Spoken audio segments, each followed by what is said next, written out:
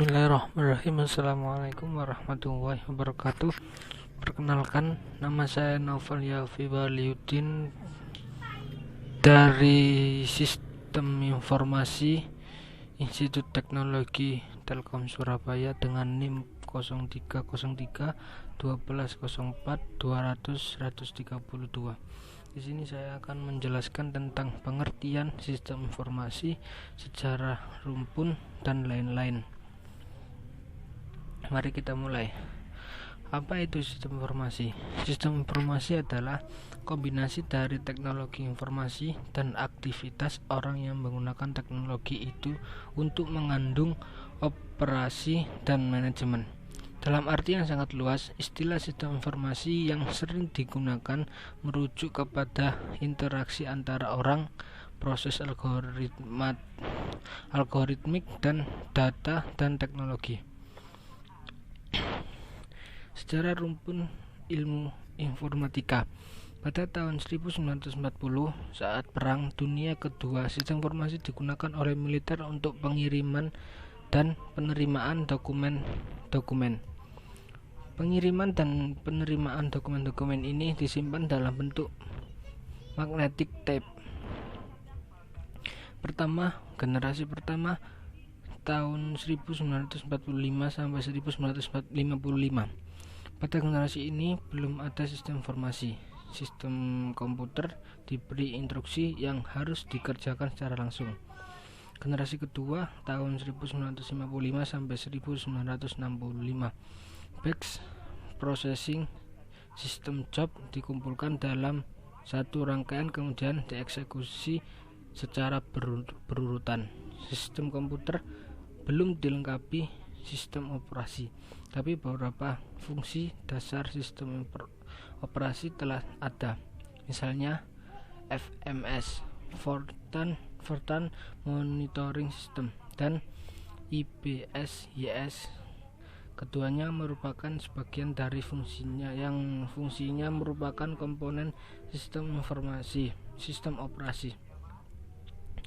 Yang ketiga, generasi pada tahun 1965 sampai 1980 yang dikembangkan untuk melayani banyak pemakaian secara online, sehingga menuntut sistem komputer dapat digunakan secara multiselular, berarti komputer yang memiliki resource yang dapat digunakan oleh banyak orang sekaligus. Multiprogramming berarti komputer melayani banyak proses atau job sekaligus pada waktu bersamaan, yaitu dengan membagi partisi memori menjadi beberapa bagian dengan satu bagian memori adalah satu job berbeda. Time sharing varian dari multiprogramming, di mana tiap pemakaian mempunyai satu terminal online dengan memproses hanya memberi layanan pada pemakaian yang aktif secara bergantian secara cepat. Pooling membuat peripheral seolah-olah dapat digunakan bersama-sama sekaligus dapat diakses secara simultan, yaitu dengan cara menyediakan beberapa partisi memori. Saat terdapat permintaan layanan peripheral langsung diterima dan data disimpan lebih dulu di memori yang disediakan, kemudian dijadwal agar secara nyata dilayani oleh peripheral. Keempat, pada tahun 1980 sampai 1999, sistem operasi yang dapat melayani banyak mode, yaitu mendukung batch processing, time sharing, dan soft real-time application. Perkembangan dengan meningkatnya kemampuan komputer desktop dan teknologi jaringan selama tahun 1980 dan awal tahun 1990, perusahaan raksasa multinasional banyak menyelesaikan pembangunan sistem informasi global. Tetapi masih terdapat beberapa hal lain yang masih harus diselesaikan dalam rangka menyempurnakan sistem pengelolaan informasi berbasis komputer dan mendunia ini. Pada tahun 2000-an, kurang lebih 2070 perusahaan multinasional akan didorong untuk memperbaiki aplikasi sistem informasi yang membentukkan arsitektur sistem ini.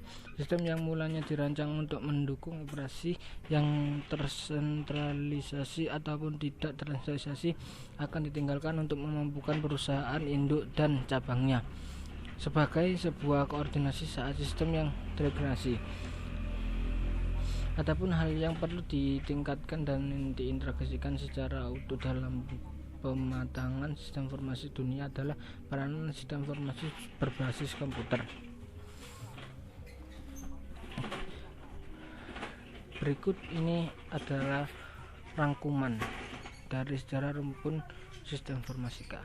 Yang kita ketahui bahwa sistem informasi itu terdiri dari dua kata, yaitu sistem dan informasi. Sistem adalah kumpulan elemen yang berintegrasi untuk mencapai tujuan tertentu, sedangkan informasi adalah data yang telah diolah menjadi bentuk yang lebih berarti bagi penerima dan bermanfaat dalam mengambil keputusan saat ini atau mendatang.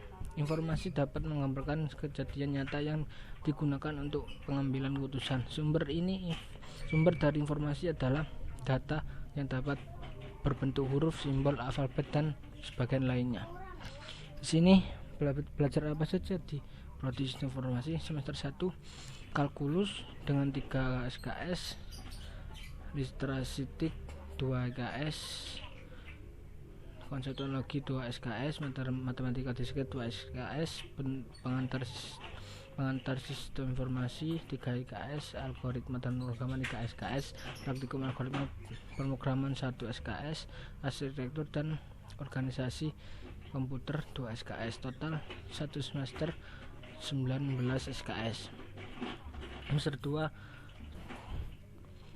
teori probabilitas 3 SKS, matriks dan vektor 3 SKS, bahasa Inggris 2 SKS, bahasa Indonesia 2 SKS, pemimpinan dan komunikasi interpersonal 3 SKS, algoritma dan struktur data 3 SKS, praktikum algoritma dan struktur data 1 SKS, sistem enterprise 3 SKS, total 20 SKS di semester 2. Semester 3 perilaku organisasi 3 SKS, pendidikan agama dan etika 2 SKS, statistika industri 3 SKS, pemrograman berbasis objek 2 SKS, praktikum pemrograman berbasis objek 1 SKS, pemodelan proses bisnis 3 SKS, wirausaha 2 SKS, sistem informasi akuntansi 3 SKS, total 19 SKS.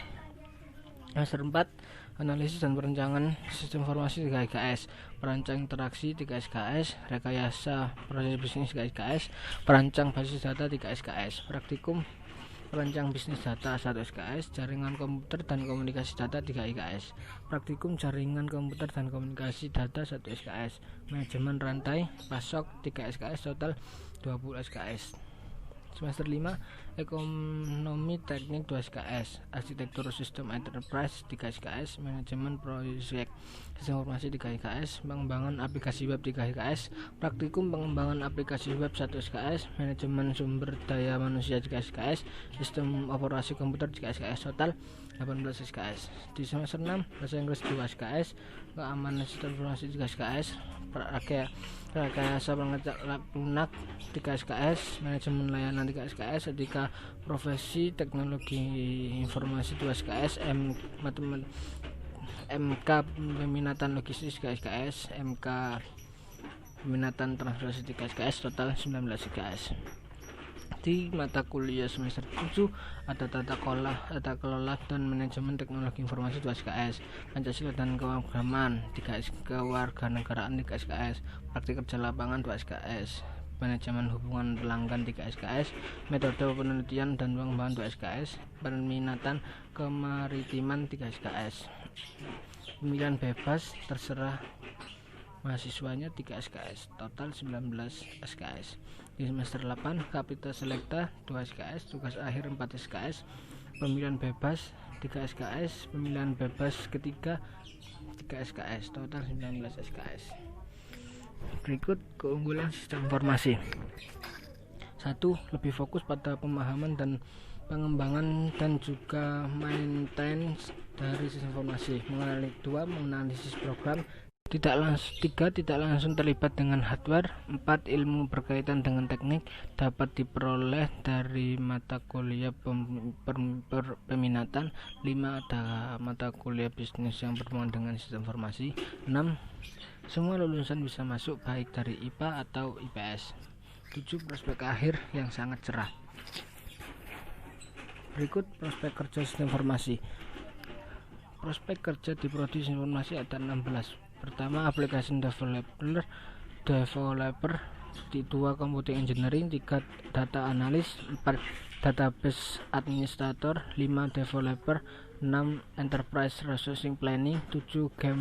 Game developer. 8. Software engineering. 9. IT planner. 10. Graphic designer. 11. Network security. 12. Web developer. 13. Project management. 14. Freelancer. 15. Membangun startup. 16. Menjadi pengajar. Sekian dari penjelasan saya mengenai pengantar sistem informasi. Kalau ada salah kata mohon dimaafkan. Wassalamualaikum warahmatullahi wabarakatuh.